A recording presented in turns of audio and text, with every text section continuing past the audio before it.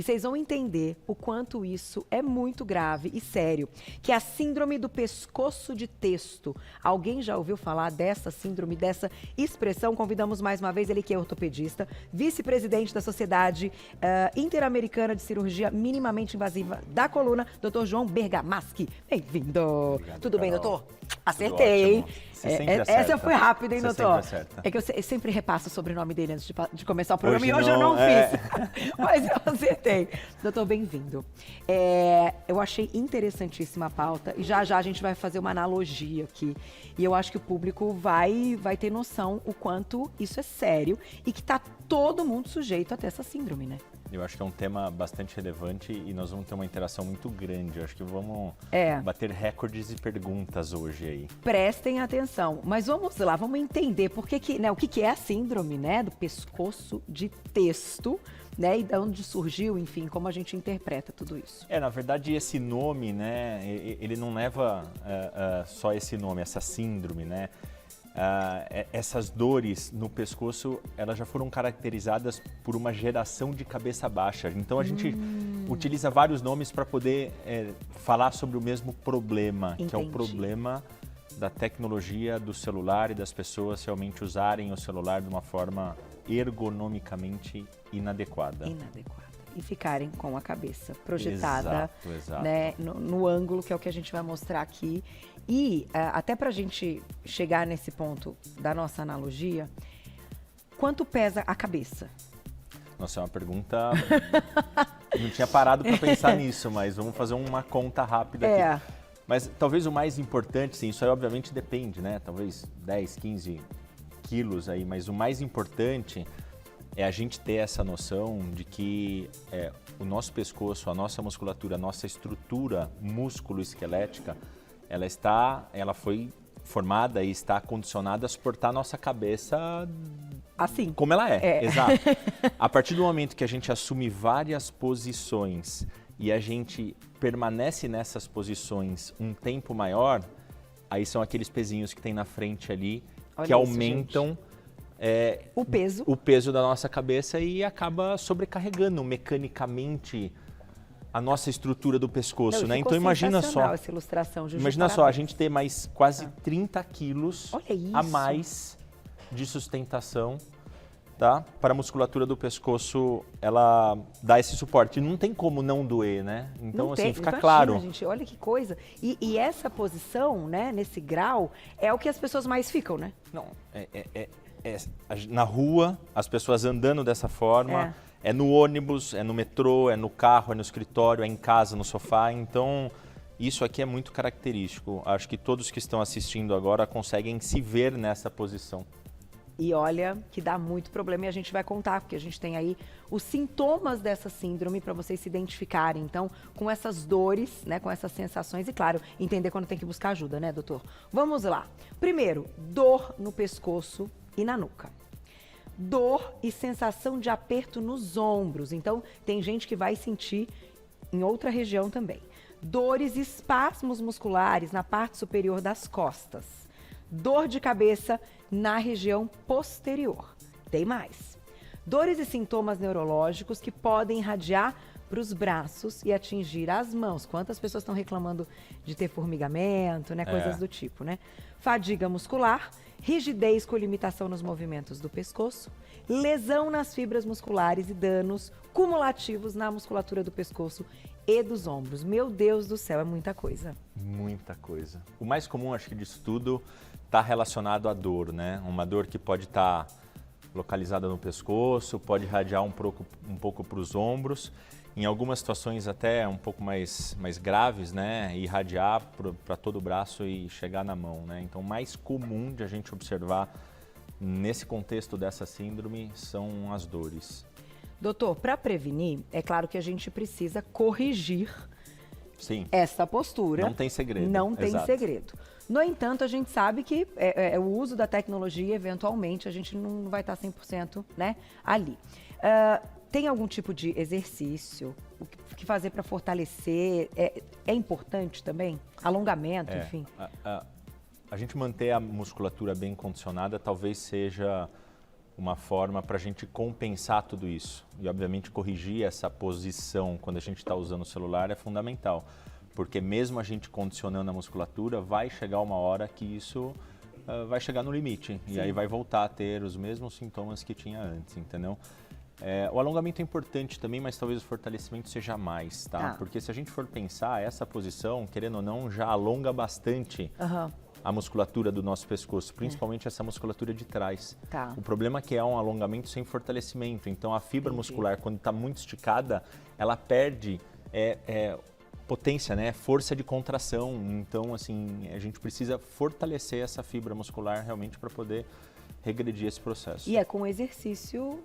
Com exercício. Algumas pessoas gostando ou não, é com exercício. Fisioterapia? Pode ser. A gente tem diversas modalidades para a gente poder utilizar, desde fisioterapia, pilates, RPG, mas muitas vezes, principalmente indivíduos mais jovens, eles precisam de intensidade, precisam de alguma resistência para conseguir ter esse condicionamento da musculatura. E aí um trabalho direcionado com personal, algum exercício funcional, alguma coisa, talvez traga um benefício maior e mais rápido. E aí, essa área toda muscular que você está citando é desde o pescoço, costas, core, enfim. É tudo. Não adianta a gente fortalecer só a parte de trás se a parte da frente estiver fraca. Aí a gente vai acabar tendo um desequilíbrio da musculatura. Então precisa fortalecer tudo. Parte do pescoço, trapézio, a parte das costas, parte do peito. Então, assim, precisa fazer um exercício geral para poder realmente condicionar tudo. E aí é musculação mesmo, é muscular e... Exatamente. Não dá para fugir. O mais efetivo, né, em relação a ganho de massa muscular ou condicionamento da musculatura é a academia, é exercícios. Se conseguir ter uma orientação no personal, melhor ainda, porque a chance de ter uma eficiência maior e de ter menos lesão acaba sendo uma chance até para proteger a articulação também, né? Agora, isso é preocupante também, doutor, quando a gente pensa nas crianças, porque a gente iniciou tudo isso depois de uma certa fase, então, teoricamente, a gente forçou menos, certo? Agora, as crianças pequenas, muito pequenas, já estão assim, dá problema mesmo. E com criança aí acaba ficando mais difícil. E o cenário, na verdade, não é nada animador, tá? Porque a gente vê cada vez mais crianças e adolescentes tendo problema na coluna, mas sim, em todo o sistema músculo-esquelético, de uma forma geral.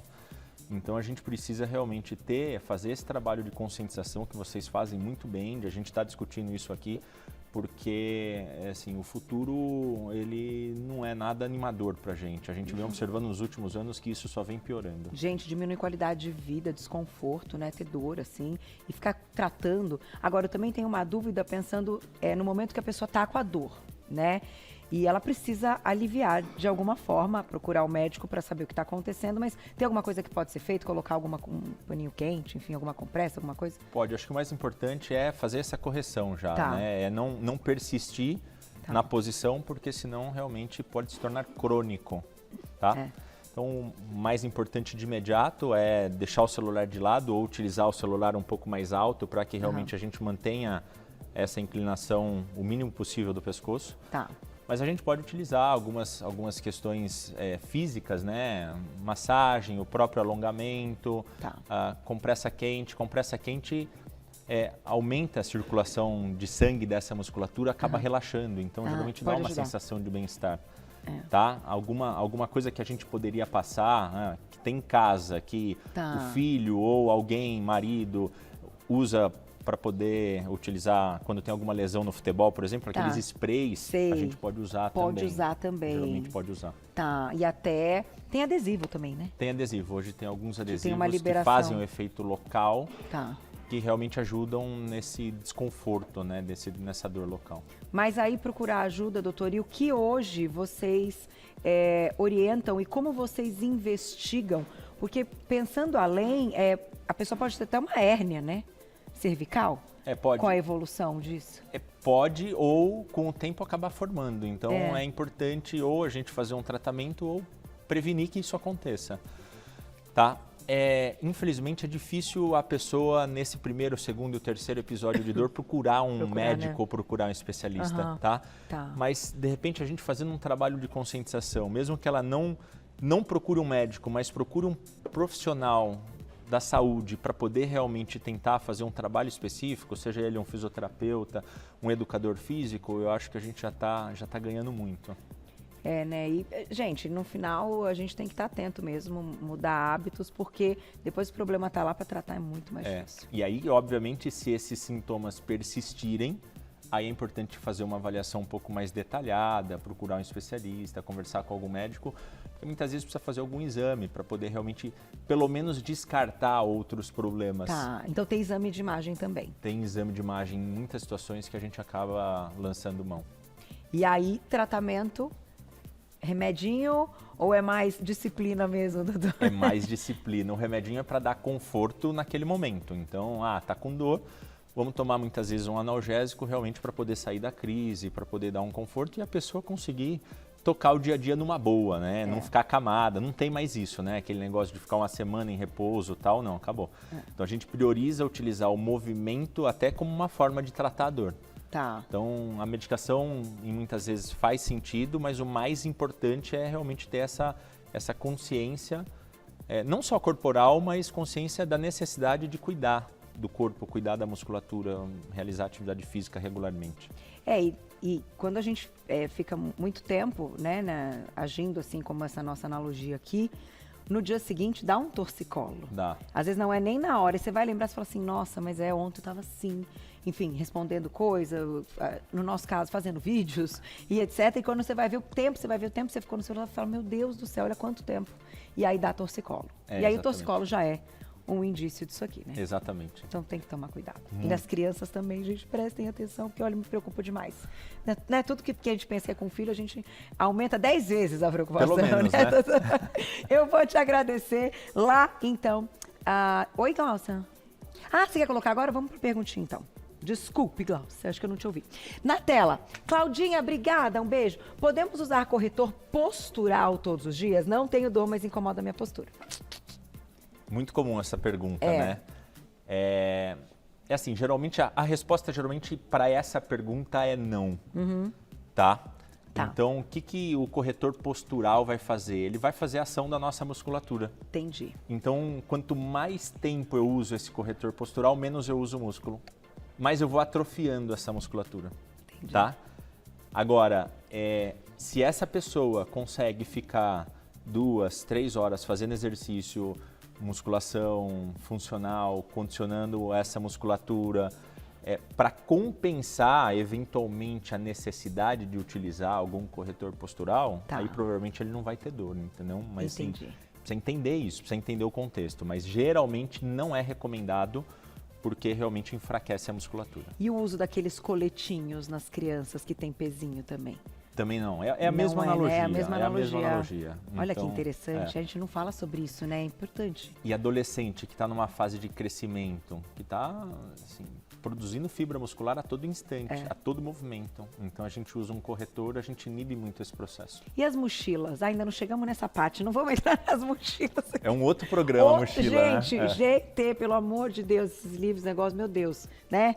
Não sei, já desisti, das costas, não é de carrinho, hoje eu não sei mais. Aí sobe escada aqui, chacoalhando aqui, é uma loucura. Tem mais perguntinha? São desabafos, não é verdade? Eu sei que as mães me entendem. Darkley, obrigada, beijo pra você. Ligue o lado posterior das vértebras cervicais, começa a sofrer deformação pela postura inadequada, curvada frequentemente com o uso do celular. Essa informação procede? Essa deformação, ela requer bastante tempo para acontecer. Então, são poucas pessoas que a gente vai conseguir observar isso. Tá? Como eu disse, o mais comum é dor e muitas vezes alteração postural, sem a gente observar realmente nenhuma deformidade, nenhuma deformação nas vértebras em si. Tá? Mas a dor já diminui a qualidade de vida demais, muito, né? Já justifica a gente ter cuidado. Tem mais perguntinha? Joana, obrigada, um beijo. Golpe de ar pode dar dor no pescoço? Essa pergunta é ótima. Aquele ar-condicionado aqui, né, Glaucia? Igual no meu camarim, que a Glaucia então ela fica maluca. Eu ia perguntar aqui que é golpe de ar, mas Não, pensei, está passando e vem um vento, ou ar-condicionado aqui o tempo todo, enfim. Se eu falar que não, muita gente vai falar que eu tô mentindo, né? Porque alguém já teve ou conhece alguém que já teve. Então vamos tentar entender por que isso acontece. Tá? Ok, perfeito. Um ar muito frio direcionado, tá? De uma forma súbita, mudança de temperatura, em qualquer musculatura, não é só no pescoço. Certo. Tá? Gera uma mudança metabólica muito grande nessa musculatura. Então, geralmente, essa musculatura se contrai repentinamente. E aí, muitas vezes, essa contração muscular acaba dando algum tipo de desconforto, tá? Entendi. Então, da contração muscular. Exato. Então, uma reação do próprio organismo a essa baixa temperatura que o golpe de ar... Golpe de ar é ótimo. Então, mas isso, o ar-condicionado está dentro desse contexto. Tá dentro, Glaucia, que ela tá... Porque a Glaucia odeia ar-condicionado, eu amo ar-condicionado. Aí a gente tem uma briga quando ela vai passar o programa comigo lá no camarim e tal. Ai, Carol, tá muito gelado e tal. Eu falo, não, calma, então fica nesse cantinho, deixa o meu cantinho geladinho, porque eu gosto, né? Mas essa questão, então, faz sentido, mas também não gosto que fique em cima. Direto, assim. Direto, E não é todo mundo que tem essa resposta, assim, viu, Carol? Né? São algumas pessoas que acabam, talvez, sendo um pouco mais suscetíveis, que acabam reclamando, mas... E sendo mais sensíveis mesmo, né?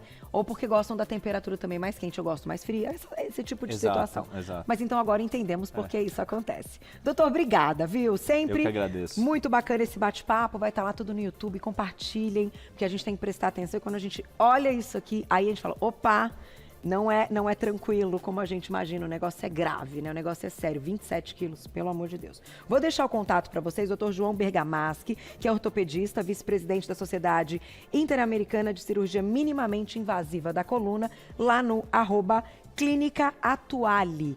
Clínica Atuale, ficam 2 As juntos e o Atuale com I no final, para vocês encontrarem o trabalho do doutor. Obrigada mais uma vez, viu? Obrigado, sempre um Carol. grande prazer. Até a próxima. Vamos falar de mochilas. Na próxima, mochilas.